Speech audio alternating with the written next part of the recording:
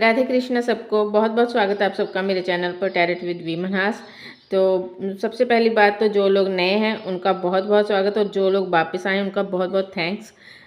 तो चेक करते हैं आज की हमारी रीडिंग का टॉपिक। वैसे तो आपने थंबनेल में देख ही लिया, लेकिन फिर भी मैं बता देती हूँ कि हमारी रीडिंग का टॉपिक है कि कृष्णा जी के मैसेजेस क्या हैं, कान्हा जी की तरफ से आप लोगों के लिए न्यू ब्लेसिंग्स, न्यू अपॉर्चुनिटीज़ क्या आ सकती हैं आपकी लाइफ में।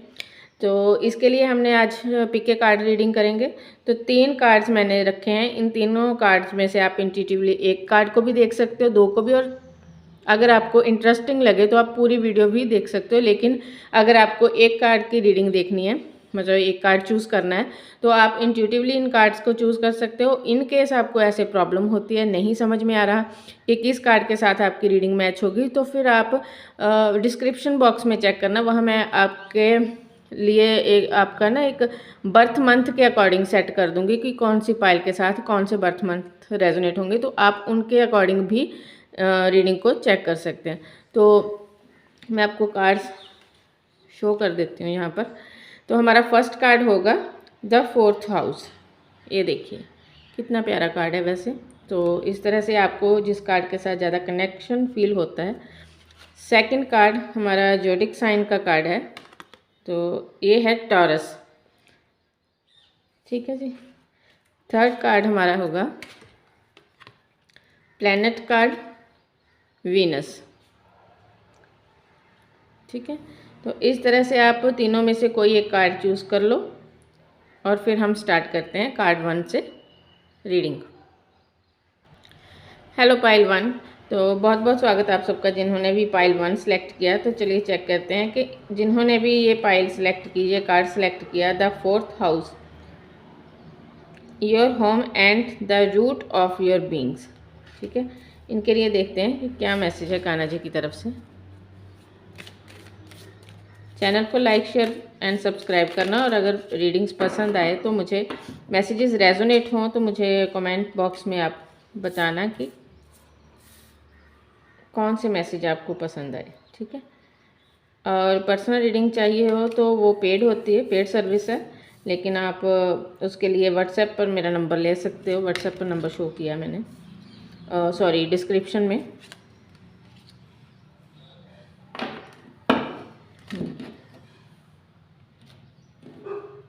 तो फर्स्ट कार्ड आया पे टाइम। तो सबसे पहली बात कि हमारा जो कार्ड आया था 4th हाउस का, तो ये बात करता है कि परिवार से, परिवार की, घर की, हमारी रूट्स की, हमारी जड़ें, हमारी फैमिली, ठीक है। तो उसमें से सबसे पहले हमारा मैसेज आया था पे टाइम। तो मुझे लगता है कि यहाँ पर आप लोगों ने जितने भी अब तक अपनी फैमिली के लिए एफर्ट्स किए हैं, जो भी अपनी फैमिली को कंफर्ट देने के लिए जहाँ पर भी आपने वर्क किया बहुत ज़्यादा, तो उसका पे टाइम है। आपने मतलब कह लो कि आपके जो एफर्ट्स आपने लगाए हैं, उन एफर्ट्स का फ्रूट आपको मिलने का समय है, ठीक है। तो हो सकता है कि कुछ लोग काफ़ी समय से अपने लिए कोई न्यू घर बनाने की कोशिश कर रहे थे, या फिर कोई अपना जगह चेंज करने की कोशिश कर रहे थे, न्यू घर लेना चाहते थे या कुछ ऐसा। तो हो सकता है कि उनकी अगर काम नहीं बन रहा था अभी तक, तो अब वो हो सकता है कि उनको बनता हुआ दिखाई दे। और बहुत हद तक चांसेस है कि अगर आपके फैमिली में आपके रिलेशन थोड़े डिस्टर्ब थे, ठीक है, थोड़े बहुत रिलेशन डिस्टर्ब थे अपने पेरेंट्स के साथ, या आप अपने, अगर आप खुद पेरेंट हो तो अपने बच्चों के साथ आपको एक ट्यूनिंग सेट नहीं बैठ रही थी, तो वो हो सकता है, बहुत हद तक पॉसिबल है कि वो अब आपको थोड़ा बेटर वहाँ पर रिजल्ट्स देखने को मिले, ठीक है जी। तो हो सकता है कि काफ़ी ज़्यादा आपने टेंशन परेशानी पिछले कुछ समय में देखी है, अपने परिवार को लेकर काफ़ी ज़्यादा मुश्किलें आपको झेलनी पड़ी। तो हो सकता है कि उन सारी मुश्किलों का अब हल आपको दिखाई दे। तो शेयर योर, हाँ जी। तो हो सकता है कि पिछले कुछ समय में आप लोगों ने काफ़ी ज़्यादा ऐसा समय देखा होगा जहाँ पर आपको थोड़ा बहुत, जैसे कह लो कि फैमिली में इश्यूज़ रहना, कुछ ना कुछ, कोई ना कोई इश्यूज़ रहना, तो वो इश्यूज़ अब सॉल्व होते हुए दिखाई दे रहे हैं। अगर आपकी लव लाइफ थोड़ी बहुत इफ़ेक्ट थी, इन केस आपकी लव लाइफ थोड़ी बहुत इफ़ेक्ट थी, तो आपको अब वहाँ पर सोल्यूशन मिलता हुआ दिखाई दे रहा है। हो सकता है कि आपको कोई न्यू ऑफ़र या मिल जाए, कहीं से आपको आप चाहते थे कहीं पर अपना लव लाइफ स्टार्ट करनी, लेकिन वहाँ पर आपको रिस्पांस सही नहीं मिल रहा था। हो सकता है वहाँ पर आपको इग्नोर किया जा रहा था, या फिर फैमिली के रिश्तों में आपको इग्नोर किया जा रहा था। अगर आप अपने पेरेंट्स की बात करो, या आप खुद अपने बच्चों की बात करो, खुद पेरेंट हो, तो वहाँ पर आपको काफ़ी समय से ऐसा फील हो रहा था कि लोग इग्नोर कर रहे हैं बहुत ज़्यादा। तो अब वहाँ पर आपको कुछ बेटर सिचुएशन दिखाई देगी। तो आपके लिए मैसेज या कह लो कि गाइडेंस यही है कि आपको प्योरिटी के साथ चलना है। अपने घर में, अपने परिवार में जो भी मनमुटाव है, जो भी आपको लगता है कि जहाँ पर भी कुछ अप्स एंड डाउन्स आ रहे थे, उनको हील करने के लिए आपको प्योरिटी के साथ वर्क करना है। प्योरिटी के साथ अपनी बात को रखना है। अगर किसी वजह से आपका बहुत दिल दुखाया, जहाँ आपके कारण किसी और का दिल दुखाया, चाहे आपकी फैमिली का, चाहे आपके नेबर्स का, चाहे आपके फ्रेंड्स का, किसी का भी दिल दुखाया, तो वहाँ पर आपको चीज़ों को क्लियर करना है। यहाँ पर छिपी हुई बातें हो सकती हैं। जो भी रीज़न था, हो सकता है कि जिस वजह से आपका दिल दुखा, एक्चुअल वो सिनेरियो वैसा था ही नहीं जैसा आपको लगा या आप तक पहुंचा। तो अगर ऐसा कुछ हुआ है तो उसमें आपको निकलने के लिए आपके लिए बेस्ट मेथड यही है कि प्योरिटी के साथ जाकर बात करो, रिश्तों को सुलझाओ, और हो सके तो जितना समय आपको फ्री मिले फैमिली में इकट्ठे होकर सारे बैठना स्टार्ट करो। बहुत हद तक चांसेस है कि आपके घर में कुछ ऐसा माहौल होगा कि सब अपने अपने राग में रम रहे हैं, किसी को पड़ी नहीं किसी की भी। हर कोई अपने काम में बिजी है, अपने स्पेस में बिजी है। किसी को दूसरे के स्पेस में ना एंट्री करनी है, ना किसी को एंट्री करने देनी है। तो अगर ऐसा कोई कल्चर आपकी लाइफ, आपकी फैमिली में बना हुआ है, तो उसको थोड़ा सा ख़त्म करो और कोशिश करो कि फैमिली के मेंबर्स सारे एक साथ, ज़्यादा नहीं तो कम से कम पूरे दिन में 1 आध घंटा एक साथ मिलकर बैठें, जिससे कि आपकी अगली पीढ़ी को भी पता चलेगा कि क्या एफर्ट्स किए हमारे पेरेंट्स ने। एक दूसरे के साथ कम्युनिकेट करोगे, एक दूसरे के साथ बातचीत करोगे, तो प्रॉब्लम्स के हल भी मिलेंगे, और प्रॉब्लम्स को ख़त्म कैसे करना है उसके हल के साथ साथ प्रॉब्लम्स की सारी प्रॉब्लम्स तो वैसे ही दूर हो जाती हैं। ठीक है, तो रिस्पेक्ट देनी बहुत ज़रूरी है। अगर आपका हो सकता है कि कई बार होता है कि हम अपने काम में इतने ज़्यादा व्यस्त होते हैं, या काम से इतने ज़्यादा थके हारे होते हैं कि हम ही दूसरों को अच्छे से ट्रीट नहीं कर पाते। तो ऐसा अगर कुछ है तो उसको भी थोड़ा सा संभालने की ज़रूरत है। मुझे लगता है कि यहाँ पर रिस्पेक्ट भी एक प्रॉब्लम है। हो सकता है कि आपके पेरेंट्स को ऐसा लगता है कि आप उनकी रिस्पेक्ट नहीं करते, हो सकता है, या फिर आपको लगता है कि अब न्यू जनरेशन जो है, आपके अपने बच्चे, वो उस तरह से आपको रिस्पेक्ट नहीं करते जैसे आप अपने पेरेंट्स को। कुछ जो भी सिनेरियो है, जिस भी तरह से आप अपनी सिचुएशन के अकॉर्डिंग मैसेजेस लो, तो अगर ऐसा कुछ है तो वो भी, उसके लिए भी यही मेथड बेस्ट है कि सारे एक साथ बैठो फैमिली में। आपको देखकर ही आपके बच्चे सीखेंगे, और अगर आपसे कोई मिस्टेक्स हो रही हैं तो आपको उन मिस्टेक्स को दूर करने की ज़रूरत है। अगर हम यहाँ पर बात करें कि कान्हा जी की तरफ से आपके लिए क्या ब्लेसिंग है, तो उसके लिए कार्ड आया लीव फ्रॉम नाउ। हाँ जी, तो आपको अपनी सोल को एक तरह से नरिश करने की ज़रूरत है। हो सकता है कि बहुत सारे वुंड्स ऐसे हैं जिनके कारण आपके रिलेशनशिप, आपका पूरा अस्तित्व इफ़ेक्ट हो रहा है, तो उसमें से निकलने की ज़रूरत है। अगर आप उसमें से निकलने की कोशिश करोगे, खुद को वहाँ से हटाने की कोशिश, लीव फ्रॉम नाउ का मतलब यही नहीं होता कि आपको जगह बदलनी है। लीव फ्रॉम नाउ का ये भी मीनिंग होता है कि आपको अपनी एनर्जीज़ को चेंज करना है। ठीक है, अपनी एनर्जीज़ को बदलना है, शिफ्ट करना है, एक शिफ्ट लेके आना है, एक परिवर्तन लेके आना है। और आपके लिए ब्लेसिंग भी यही है कि हो सकता है कि अब नेक्स्ट कुछ दिनों में आप ये सब चीज़ें खुद में और या फिर अपनी फैमिली में होती हुई फील करो खुद अंदर से कि कुछ ना कुछ चेंजेस आए हैं। लेकिन उसके लिए स्टार्टिंग के जो भी एफर्ट्स हैं वो आपको खुद को करने पड़ेंगे। ठीक है जी, तो thank you so much pile 1। चलते हैं हम अगली रीडिंग पाइल 2 पर।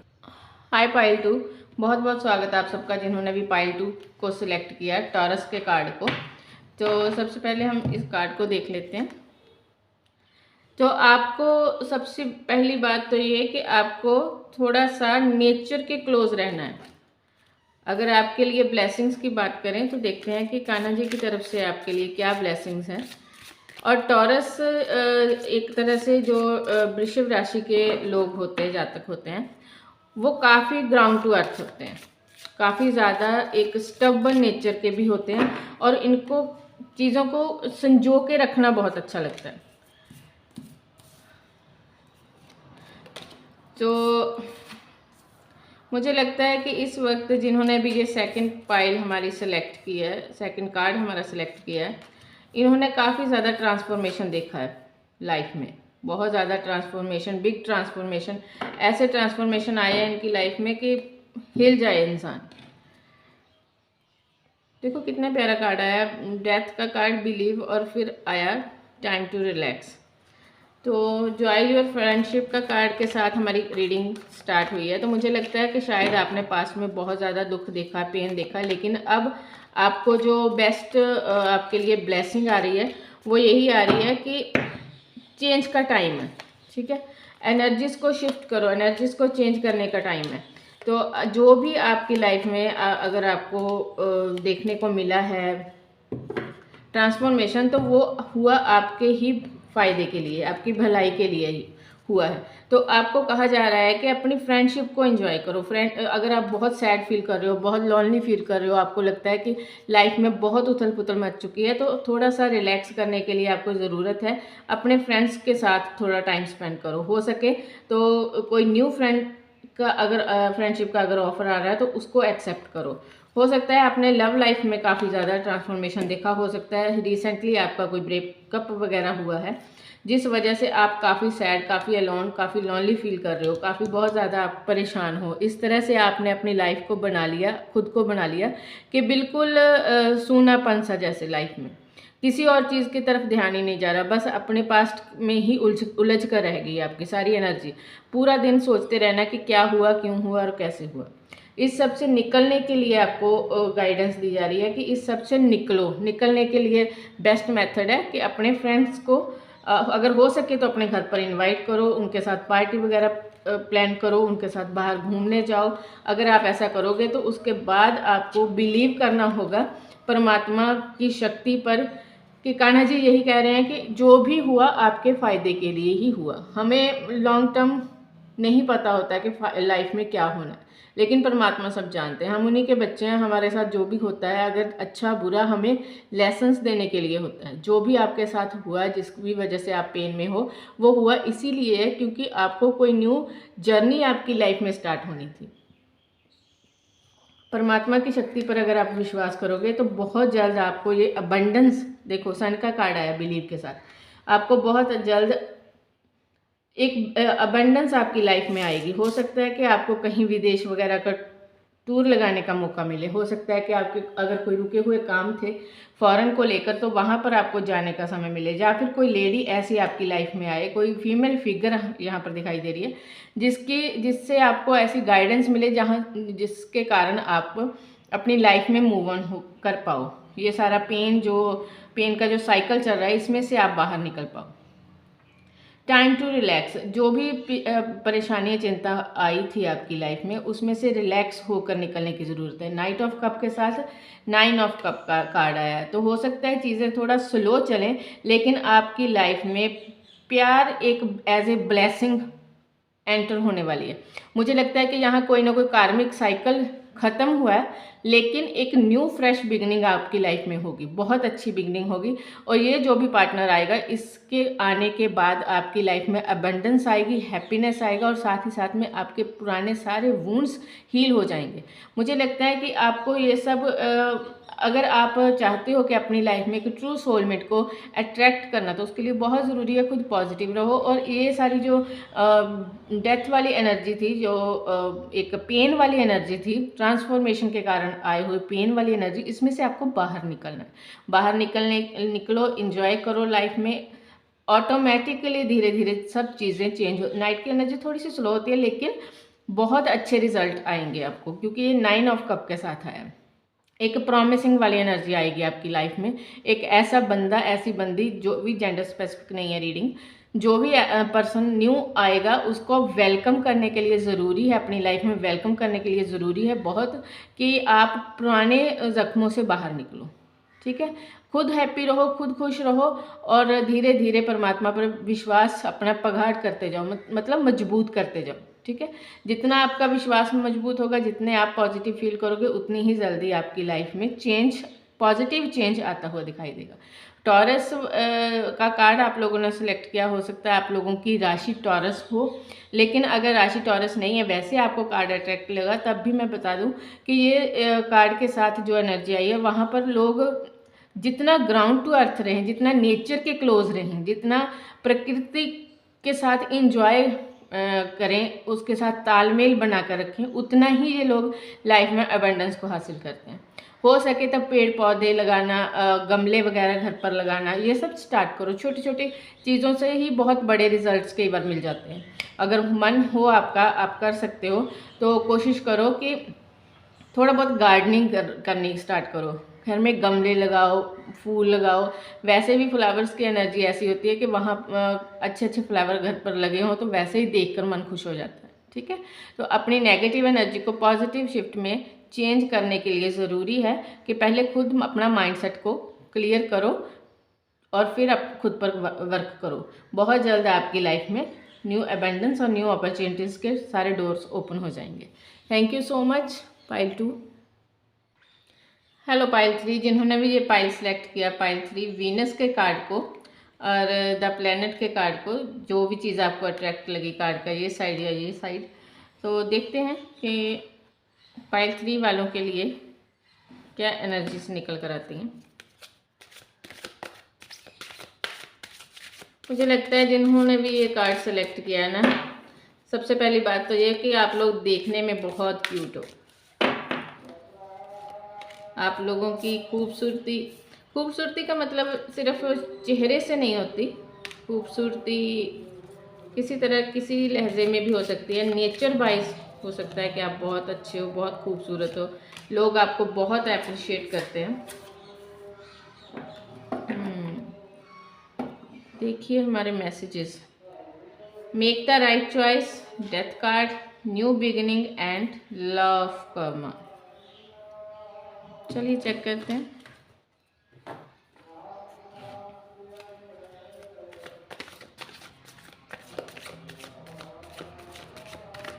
Make the right choice.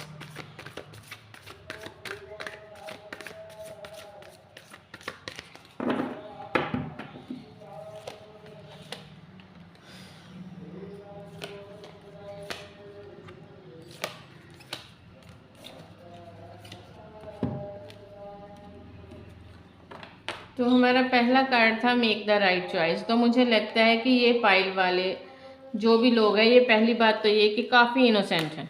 ठीक है, खूबसूरत तो मैंने आपको बताया, ये देखने में बहुत खूबसूरत या फिर नेचर वाइज बहुत प्यारे लोग हो आप लोग, लेकिन उसके साथ साथ आप लोग बहुत मासूम हो। इतने मासूम के हो सकता है कि आपके साथ लाइफ में काफ़ी बार चीटिंग आपने फेस की हो, स्पेशली लव लाइफ में।